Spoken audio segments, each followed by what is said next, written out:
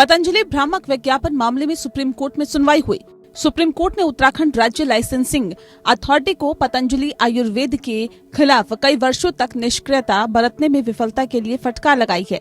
उत्तराखंड के आयुष विभाग के लाइसेंसिंग विभाग की तरफ से बताया गया है कि हमने पतंजलि के 14 उत्पादकों के निर्माण पर रोक लगा दी है। इस पर कोर्ट ने पूछा कि आपने जो पतंजलि 14 दवाओं के उत्पादन को निलंबित किया है वो कब तक के लिए किया है। आयुष विभाग ने कहा कि उन्हें संबंधित विभाग के पास 3 महीने के भीतर अपील दाखिल करनी होगी। कोर्ट ने कहा आपको ये सब पहले ही करना चाहिए था। साथ ही ड्रग लाइसेंसिंग अथॉरिटी के ज्वाइंट डायरेक्टर मिथिलेश कुमार से पूछा कि पिछले 9 महीने में आपने क्या कार्रवाई की। अगर पिछले हलफनामे पर जाए तो आपने कोई कार्रवाई नहीं की। आपने पिछले 9 महीने में क्या किया ये हलफनामा दायर कर बताएं।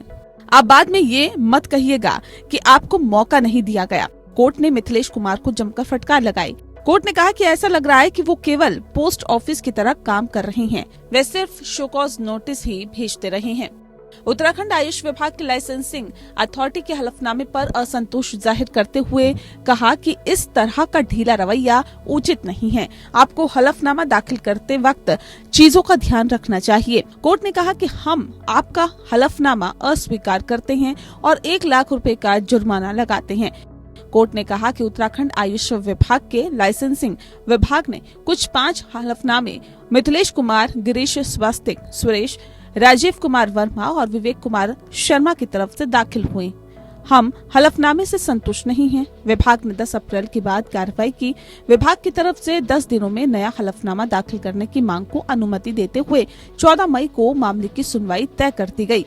साथ ही कोर्ट ने कहा कि रोहतगी ने आईएमए के अध्यक्ष के जिस बयान का जिक्र किया है उसे 2 दिनों में उसकी डिटेल रजिस्ट्री में दी जाए। बाबा रामदेव और बालकृष्ण की तरफ से मुकुल रोहतगी ने कहा कि आपके आदेश के मुताबिक हमने जो माफीनामा पेपर में दिया था उसे रजिस्ट्री में हमने जमा कर दिया है।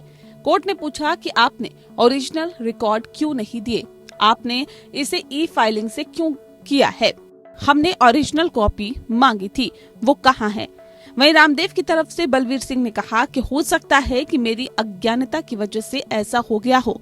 कोर्ट ने कहा कि माफीनामा देखकर कहा कि पिछली बार जो माफीनामा छापा गया था वो छोटा था और उसमें पतंजलि केवल लिखा था, लेकिन ये माफीनामा बड़ा है।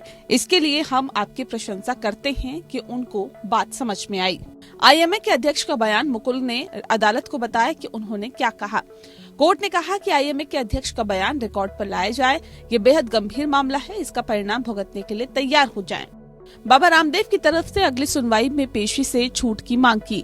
बाबा रामदेव से इसका कारण पूछा। हालांकि कोर्ट ने उन्हें अगली तारीख में पेशी से छूट की अनुमति दे दी। आईएमए के अध्यक्ष अशोकन ने समाचार एजेंसी में दिए गए बयान को कोर्ट के सामने उठाया।